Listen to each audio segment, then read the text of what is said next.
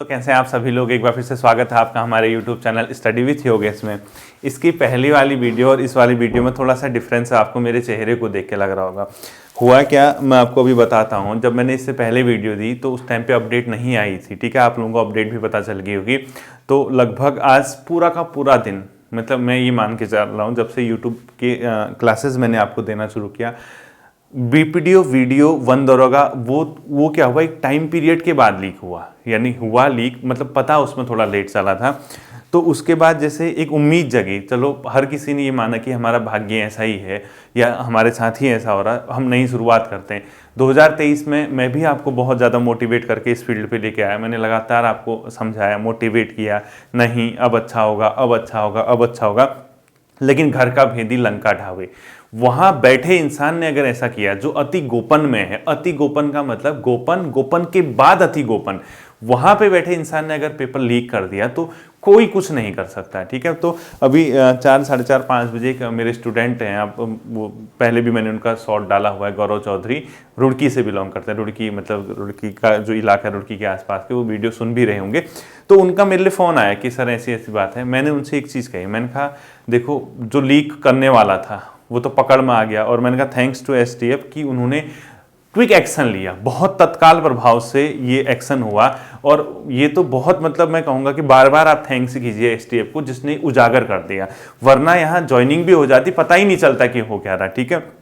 तब वो कह रहे थे सर निराश हूँ, ये हो। मैंने उनसे कहा कि इसमें एक चीज़ हो सकता है।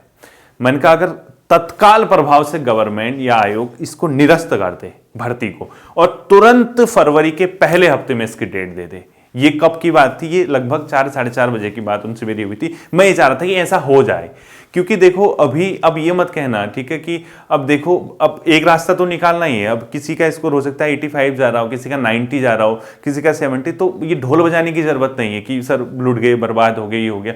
चांस मिला है ना, लीक हुआ था। मैं मानता हूं कि बहुत इसका सिर्फ ये नहीं है कि हम एग्जाम को री एग्जाम कराते हैं, हम बहुत ज़्यादा खुश हो जाएं, ये नहीं। इसमें बच्चों का आर्थिक नुकसान भी हुआ है, ये आप सब जानते हैं। लेकिन बच्चों क्या कर सकते हैं बताओ। हाँ, अगर घर का भेदी लंका ढा रहा है तो करोगे क्या, ये बताओ ना। अब सिस्टम में ये सबसे बड़ी चीज, सबसे सही हुआ कि इसको डिले ना करते हुए तत्काल प्रभाव से एग्जाम की डेट दे दी है। मतलब ये एक अच्छा एक इंडिकेशन है, कम से कम यार। चलो अब किसी का कम स्कोर रहा, स्कोर पे नहीं जाएंगे अभी, ठीक है। किसी का कम रहा होगा, किसी का ज्यादा रहा होगा, किसी का लग रहा होगा सिलेक्शन, कोई सोच रहा होगा नहीं होगा, लेकिन जो भी होगा, ठीक है, ये भाग्य है। अभी आंसर की भी नहीं आई थी, मैं तो ये कह रहा हूँ आंसर की भी नहीं आई है, ठीक है। और उस पेपर में अगर वो लीक हुआ था, ना जाने कितने लोगों का सिलेक्शन हो जाता। आप ये मान के चलिए आपका पेपर अच्छा हुआ था, आपने मेहनत की, आप 85 लेके आए, हो सकता है 87 कट ऑफ चले जाती, क्योंकि पेपर अगर लीक हुआ है तो इतनी जल्दी सर्कुलेट हो सकता है। सोशल मीडिया है आजकल, एक के बाद एक के बाद एक के बाद एक, और पेपर भी हल्का था, तो उसके बाद आप क्वेश्चन भी नहीं कर पाते कि कट ऑफ ऐसी क्यों चलेगी। वो पेपर देख के मैं खुद ही कह रहा था कि 75 से नीचे कोई चांसेस ही नहीं है उसमें, ठीक है। वो पेपर था ही नहीं 75 से नीचे सिलेक्शन का, और 80 से नीचे भी डाउटफुल था, यानी 78, 79 से नीचे कोई चांस नहीं बन रहा था। हाँ, वो भाग्य की बात थी आपकी, बन जाता। अब बताइए, अगर आप 80 मार्क्स लेके भले ही आपको निराशा हाथ लगी हो, आप बहुत ज़्यादा परेशान हो गए होगे, और इसका जो है सिर्फ आर्थिक कीमत नहीं, समय की भी वैल्यू है। हर कोई चीज़ है, क्या बच्चे ऐसे घूमते रहेंगे, ऐसे घुमाते रहेंगे, कैंसिल वैंसिल, ये सब चीज़ें होती है। लेकिन थैंक्स कहूँगा मैं एसटीएफ को और यूकेपीएससी के चेयरपर्सन को, जिन्होंने तत्काल प्रभाव से इसको निरस्त कर दिया, ठीक है। इसलिए मैंने इससे पहले वाली वीडियो में कहा था बच्चों, जब हम किसी चीज़ की ओर जाते हैं, यानी हम किसी ने अगर देखो कोई हमारे बीच में ही अगर गलत काम कर रहा है, तो हमने तो एक ट्रस्ट के साथ वहाँ पे किसी को रखा है। यानी हम डायरेक्ट गवर्नमेंट को गाली दें, डायरेक्ट आयोग को गाली दें। आयोग क्या है अपने आप में, आयोग का मतलब है एक चेयरपर्सन, उनके कुछ मेंबर, ये आयोग है हायर लेवल पे, ठीक है। अब वो नीचे के लेवल पे जो बैठा है, उसने अगर ऐसा काम कर दिया, इसमें किसकी बदनामी है, हमारे राज्य की बदनामी है। सब ये तो फिर सब छोड़ो, पहले और चीज तो सबसे पहले छोड़ो, सबसे ज्यादा बदनामी हमारे स्टेट की है। नेशनल मीडिया में ये खबर जाएगी, नेशनल उसमें जाएगी कि ऐसा हो रहा, वैसा हो रहा। सबसे बड़ी बदनामी राज्य की होती है। उसके बाद बदनामी किसकी होती है, सरकार की होती है, आयोग की होती है, आप लोगों की होती है, हर किसी की होती है, मेरी होगी, सबकी होती है। क्यों? क्योंकि हम इसी राज्य से बिलोंग करते हैं। अब जाके जब थोड़ा सा, हाँ, इतने तत्काल एक्शन लिया, और ये बहुत अच्छा काम किया कि तत्काल एक्शन ले लिया, वरना अगर हम इसको डिले डिले डिले करते, फ्रस्ट्रेशन सामने आ जाता, बच्चे परेशान हो जाते। अब क्या उम्मीद करते बताओ। अब दोनों चीज, अब फॉरेस्ट गार्ड वाले अपनी तैयारी करो, फॉरेस्ट गार्ड को नहीं छोड़ना है, ठीक है। अब जैसे पटवारी का एग्जाम है, आपकी जीएस की क्लासेस भी कंप्लीट हो जाएंगी जो 30 डेज वाली है। कोशिश करूंगा कि क्रैश कोर्स भी आपका कंप्लीट हो जाए, ये सब चीज़ें आपकी हो जाए, मैं कोशिश पूरी मेरी रहेगी। और लेकिन कहीं सहायक भी बीच में है, उसके साथ तो कुछ मैनेज तो करना पड़ेगा मुझे, ठीक है। तो पहले एक बार 30 क्लासेस में कंप्लीट कर देता हूँ, और 12 फरवरी आपकी जो एग्जाम की डेट पुनः आई है, तो इसके लिए मैं थैंक्स कहूँगा यूपीपीएससी ने, जिसने जो होनी थी वो हो चुका है बच्चों। इस कंडीशन से वो बेहतर था कि हम लोग ये कहें कि यार नहीं इसकी जाँच करें, ये करें, मगर समय को निकालते रहें, उससे बेहतर ये डिसीजन लिया गया कि तत्काल प्रभाव से। और ये भी मैं कहूंगा कि सरकार को, आयोग को, ऐसे लोगों को, मतलब जो सिस्टम में आने के बाद ऐसा काम करते हैं, इन लोगों को तत्काल प्रभाव से, छोटी मोटी सजा नहीं, तत्काल नौकरी से निकाल देना चाहिए, बर्खास्त करना चाहिए, मैं तो यही कहूंगा, ठीक है। होना भी ऐसा चाहिए बच्चों, कोई भी हो, चाहे मैं ही क्यों ना हूं, अगर मैं अपने पद पे बैठे, अपने जगह पे बैठे उसका दुरुपयोग करता हूं, तो एक तो मुझे पहले तो यहां सजा मिलनी चाहिए, उसके बाद ऊपर जब जिसके घर में सब पहुंचते हैं अंतिम समय में, यानी कहते हैं ना कि ऊपर वाला देख रहा है, वो भी मुझे सजा दे अगर हम कुछ गलत करते हैं तो, ठीक है। तो बच्चों के भविष्य के साथ, गरीब छात्रों के साथ, इनके साथ मजाक बनाना, इनके भविष्य के साथ खिलवाड़ करना, ऐसे हर किसी को, चाहे कोई भी हो, कहीं भी हो, क्यों ना बैठा हो,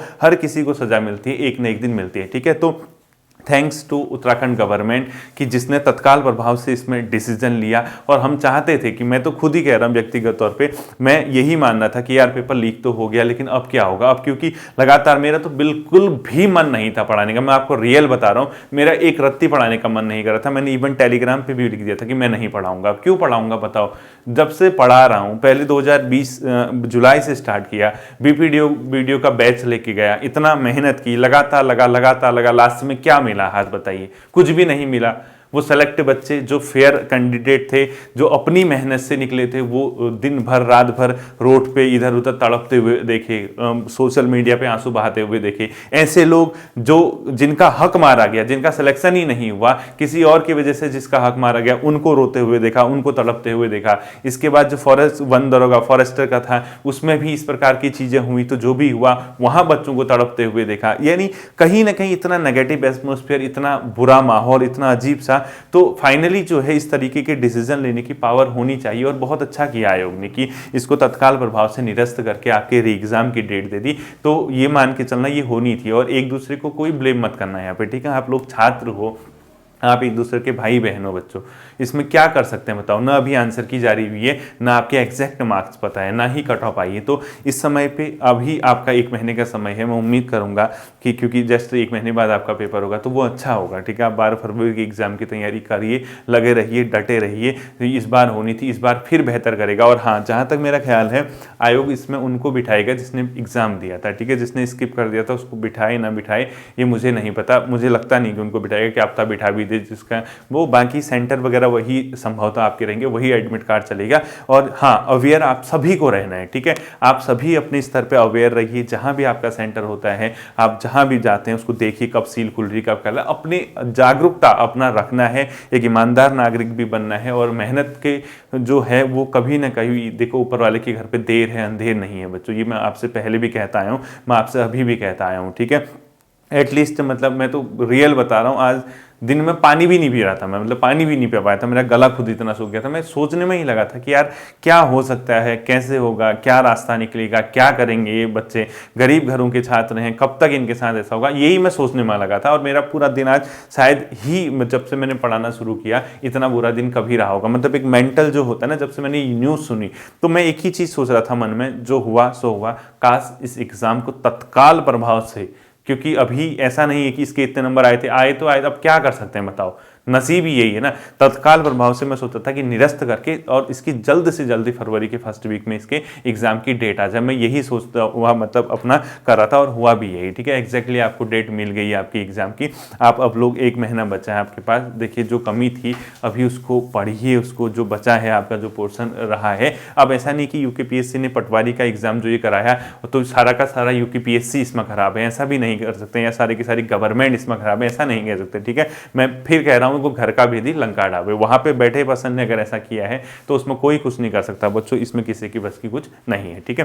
तो थोड़ा सा अभी मैं रिलैक्स हूं, आप भी थोड़ा सा रिलैक्स हो जाइए, थोड़ा सा खुश हो जाइए, और आप लोग 1 महीने का समय है, इसको अच्छे से पढ़िए। हम कल से फॉरेस्ट गार्ड वगैरह का जो एग्जाम है उसके लिए हम जो जीएस की क्लासेज हैं उसको कंप्लीट करेंगे। ठीक है, मैं मुगल पीरियड तो आज मैं कंप्लीट कर चुका हूँ। इसी तरीके से मैं ये जो आपका मेन टॉपिक मेन पोर्शन है, जैसे दिल्ली का जो है प्रशासन वो कराऊंगा, विजयनगर साम्राज्य कराऊंगा, अशोका कराऊंगा, थोड़ा सा मराठा की नीतियां कराऊंगा। ये हिस्ट्री वाला पोर्शन लेंदी रहेगा। ठीक है, जैन धर्म बौद्धिज्म ये नहीं कराऊंगा, ये मैंने कराया हुआ, ये मैंने आपको बताया है। इसी प्रकार से मैं कुछ जो टॉपिक बचे हैं आपके पॉलिटी के, थोड़ा सा जियोग्राफी के, कुछ क्वेश्चन आपके एनवायरमेंट साइंस से, वो भी मैं करा दूंगा। ठीक, इसके अलावा जो कनिष्ठ है कि बच्चे उनका 5 मार्च को एग्जाम होगा, मैं रास्ता खोज रहा हूँ, बहुत जल्दी रास्ता निकालूंगा कि कैसे चीज़ों को बैलेंस करके पढ़ाया जाए, भले ही मुझे एक दिन की 2 वीडियोस देनी पड़े। ठीक है, इतना तो मैं आपके लिए करूंगा। उम्मीद करता हूँ ये सब चीज़ें आपके समझ आई होंगी।